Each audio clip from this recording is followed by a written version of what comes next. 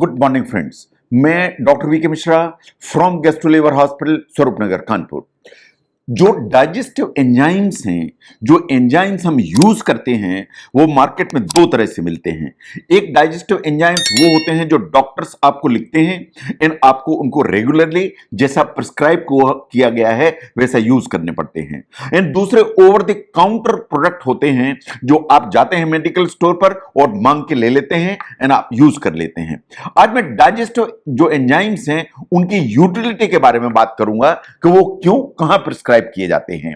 जो डॉक्टर्स हैं वो टिपिकली प्रिस्क्राइब करते हैं एंजाइम्स को यूजुअली फॉर पेनक्रियाटिक कंडीशंस। जो पेनक्रियाटिक कंडीशंस हैं, जो प्रॉब्लम होती है पेनक्रियाज में, उसके लिए जो एंजाइम्स हैं उनकी सप्लीमेंटेशन चाहिए। जो क्रॉनिक पेनक्रियाटिस है उसमें आपको एंजाइम्स की जरूरत पड़ेगी। जो पेनक्रियाटिक कैंसर्स हैं उसमें आपको एंजाइम्स की जरूरत पड़ेगी। जो सिस्टिक फाइब्रोसिस है जो इन्वॉल्व करती है पेनक्रियाज को, उसमें इसकी जरूरत पड़ेगी। Now there are certain enzymes जो ओटीसीबी में इस्तेमाल होते हैं, प्लस डॉक्टर्स भी यूज करते हैं, वो भी कुछ कंडीशंस में यूज होते हैं। जैसे सीलिएक डिजीज है जिसमें गेहूं से एलर्जी होती है, उसमें यूज होते हैं। जो क्रॉन्स डिजीज है जो वास्तव में इन्फ्लेमेटरी बाउल डिजीज है, उसमें यूज किए जाते हैं। अल्सरेटिव कोलाइटिस है जो हमारी बड़ी आंत को इन्वॉल्व करती है, जो इन्फ्लेमेटरी बाउल डिजीज है, कभी डॉक्टर्स इसमें भी एंजाइम्स को यूज करते हैं। तो पेनक्रियाटिक जो पैथोलॉजीज हैं they are the dominant etiologies जिसके लिए आपको एंजाइम चाहिए। लेकिन celiac disease, Crohn's disease, ulcerative colitis, इनमें भी आपको एंजाइम्स कभी यूज किए जाते हैं। जो ओटीसी में एंजाइम अवेलेबल होते हैं कभी आप खुद जाके यूज करते हैं। अगर आपको कभी सीने में जलन पड़ती है तो आप जाके एंजाइम ले लेते हैं, खाते हैं। आपको बदहजमी लगती है तो आप एंजाइम लेके खाते हैं। इरिटेबल बाउल सिंड्रोम के मोस्ट ऑफ द पेशेंट्स कुछ ना कुछ एंजाइम यूटिलाइज करते रहते हैं।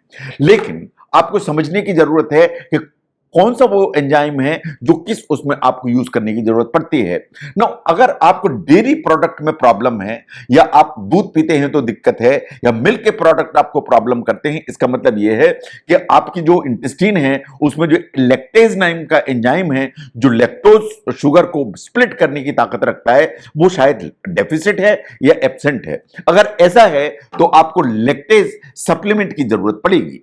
ऐसे ही अगर आपको शुगर डाइजेशन में कुछ प्रॉब्लम हो रही है, उसके चलते दिक्कत है, तो आपको अल्फा गैलेक्टोसाइडेज चाहिए। जैसे आप समझते हैं कि आपने से फॉर एग्जांपल आपने राजमा खाया, आपने सोयाबीन खाया और आपको लगता है कि इससे पेट में गुड़ गुड़ गुड़ गड़गड़ गैस भी बन रही है, तो शायद आपको जो एक प्रॉब्लम है वो इसके डाइजेशन में है, तो आपको अल्फा गैलेक्टोसाइडेज जैसी चीज की जरूरत पड़ेगी। नाउ जो सप्लीमेंट यूज किए जाते हैं या एंजाइम्स यूज किए जाते हैं, कुछ ऐसा भी माना जाता है, कुछ अदर बेनिफिट्स भी इनके आते हैं। जैसे अगर इम्यूनिटी का सिस्टम है तो एंजाइम्स उसको स्टिमुलेट करने की ताकत रखते हैं। जो आर्थराइटिस है उसमें बहुत सिग्निफिकेंट रोल एंजाइम्स का माना जाता है। जो आपकी बॉडी में इन्फ्लेमेटरी चेंजेस हैं उसमें एंजाइम शायद आपको हेल्प करते हैं। जो लिवर हेल्थ है उसको भी सपोर्ट करने में शायद एंजाइम आपको हेल्प करते हैं। इन कैंसर का जो ट्रीटमेंट है उसके जो साइड इफेक्ट्स आते हैं उनको ईज करने में ये जो एंजाइम्स हैं डाइजेशन के, ये शायद हेल्प करते हैं।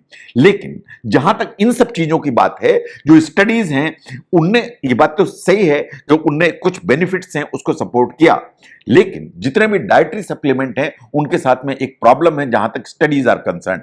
ये जो स्टडीज हैं हमेशा छोटी होती है, ये जो स्टडीज हैं हमेशा पुअरली डिजाइंड होती हैं, और इनके जो आउटकम है वो कंफ्लिक्टिंग होते हैं। इन द सेंस एक स्टडी ने बोला कि हेल्प करती है, दूसरी स्टडी ने बोला कि हेल्प नहीं करती है, तो इनके जो रिजल्ट्स हैं वो कंफ्लिक्टिंग होते हैं। लेकिन मोस्ट ऑफ द स्टडीज ऐसा मानती हैं कि ये जो एंजाइम सप्लीमेंट हैं अगर रिकमेंडेड डोजेज में यूज किए जाएं तो वास्तव में ये सेफ भी होते हैं, एंड बहुत सारी इस तरह की जो कंडीशंस जो मैंने आपके सामने रखी उनमें आपको हेल्प करते हैं। लेकिन कभी अगर आप इन्हें अननेसेसरी ज्यादा मात्रा में यूटिलाइज करते हैं तो ये साइड इफेक्ट भी ला सकते हैं। ये कभी आपकी स्टमक में पेन लेके आ सकते हैं, कभी ये नौशिया लेके आ सकते हैं, कभी डायरिया या वॉमिटिंग लेके आ सकते हैं। तो ऐसा नहीं है कि एंजाइम्स जस्ट जो ना ऐसे ही है, इनर्ट सब्सटेंस है कि आप खा लेंगे तो कुछ नहीं होगा। कभी ये इस तरह की साइड इफेक्ट लेके आते हैं। नो, ये बात बिल्कुल सही है कि जो बहुत लोग ऐसे होते हैं कि जिनको डाइजेस्टिव जो एंजाइम्स हैं वो रिएक्ट करते हैं। जैसे मान लीजिए ब्रोमोलिन आपने खाया तो ब्रोमोलिन एंटी प्लेटलेट एक्टिविटी लेके चलता है, तो अगर आप एंटी प्लेटलेट कोई ड्रग भी खा रहे हैं और ऊपर से आपने ये एंजाइम खाया तो इट इज क्वाइट पॉसिबल कि आपका जो कोएगुलेशन प्रोफाइल है वो पूरी की पूरी गड़बड़ हो जाए। तो इसलिए अगर आप ब्लड थिनिंग एजेंट ले रहे हैं, मान लीजिए आप कोई एस्पिरिन ले रहे हैं, क्लोपिडोग्रेल ले रहे हैं, तो इस तरह के जो एंजाइम हैं उनको लेना है कि नहीं लेना है, उनके लिए एक बार आपको सोचना पड़ेगा। ऐसे ही जो प्रेगनेंसी है, ब्रेस्ट फीडिंग फीमेल्स हैं, उनको जो एंजाइम्स हैं शायद रिकमेंडेड नहीं है। जहां तक डोजेस का सवाल है कि किस डोज में एंजाइम लेना चाहिए, there are no standard doses. जहां तक डोज का सवाल है, आपकी जो एक डेफिनेटिव कंडीशन है, जैसे क्रॉनिक पेनक्रियाटाइटिस है, पेनक्रियाटिक कैंसर है, सिस्टिक फाइब्रोसिस है, इनमें आपको कितना एंजाइम किस डोज में किस तरह से लेना चाहिए वो आपके डॉक्टर आपको प्रिस्क्राइब करते हैं। लेकिन अगर आप ओटीसी एंजाइम यूज करते हैं जस्ट फॉर जनरल सिम्प्टोमेटोलॉजी, तो आपको सिर्फ करना इतना है कि शॉर्ट ट्रायल 2 से 3 हफ्ते की लेना है, और उसके बाद आपको लगता है कि ये एंजाइम आपको सिम्प्टोमेटिक रिलीफ नहीं दे रहा है, तो अपने डॉक्टर से बात करिए, अपनी प्रॉब्लम को इवेल्युएट कराइए, और इवेल्युएट कराने के बाद उस एंजाइम को उस डोज में लीजिए विच इज रिकमेंडेड। तो एट द एंड फ्रेंड्स, अगर हम देखें तो जो डाइजेस्टिव एंजाइम्स हैं बहुत सारी हेल्थ कंडीशंस में यूज किए जाते हैं।